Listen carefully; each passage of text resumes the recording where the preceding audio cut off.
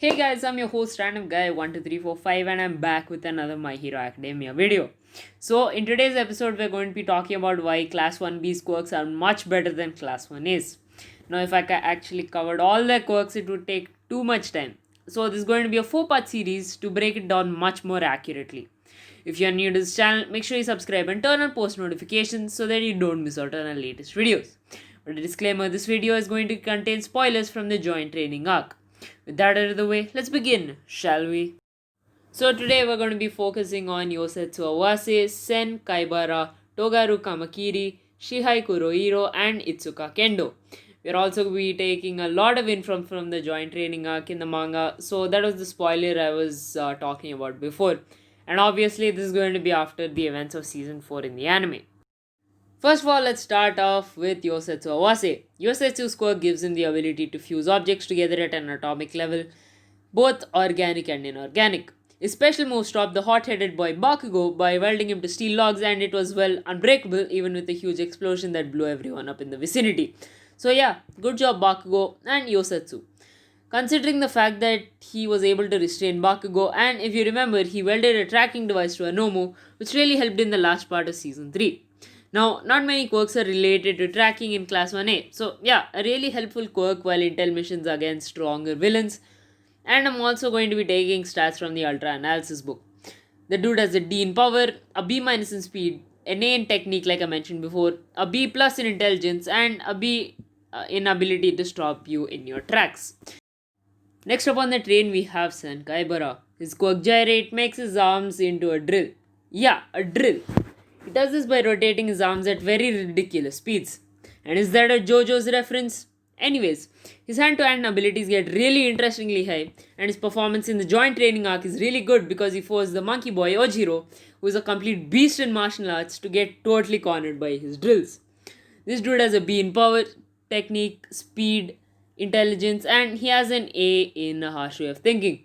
Look, he's amazing in the arc, and I totally want to see more of his quirk because he's really cool in his own way. Coming up third is Togaro Kamakiri. I'll call him Blade Boy from now on. His quirk lets him produce large blades from anywhere in his body, and oh my god, how many blade quirks are there in My Hero Academia?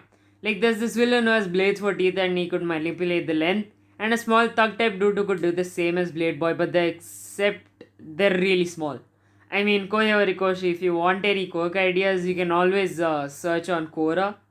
Anyways, his blades are really strong, and guess what? He survived a point blank explosion from Bakugo, and he can do stuff like cutting through plastic and solid steel. He has a B plus in power and speed, a C in technique and intelligence. And he has an A in sharpness. Oh, and also he has an explosive way of thinking. Bakugo, don't you have a little too common with Class 1B's mindset?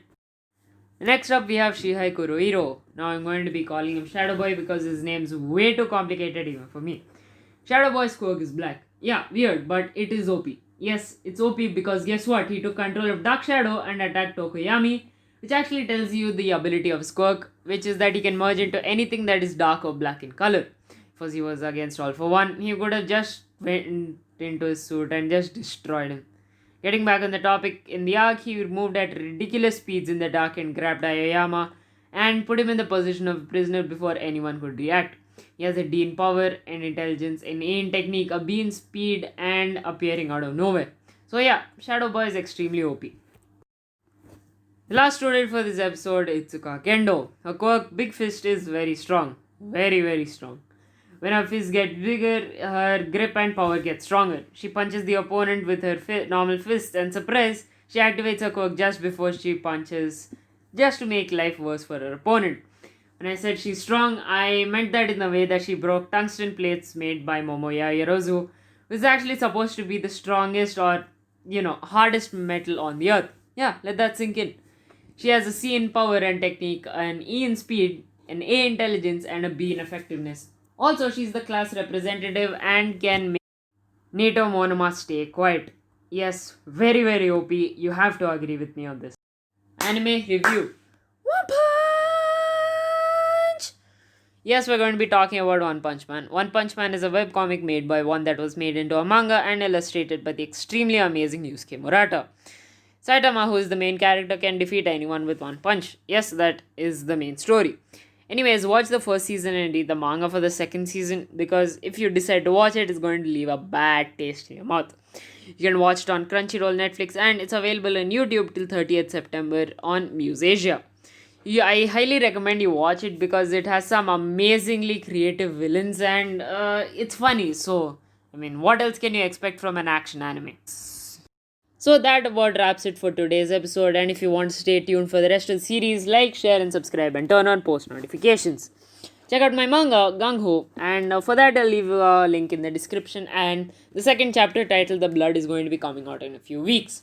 I'm hyped for tomorrow because the last episode of GOH, or God of High School, is coming out, and it's very hyped, and I can't wait to see how it goes. So, before ending, I would like to thank all the health workers working on the front lines to protect us from this pandemic. Stay home, stay safe, and remember, go beyond plus ultra.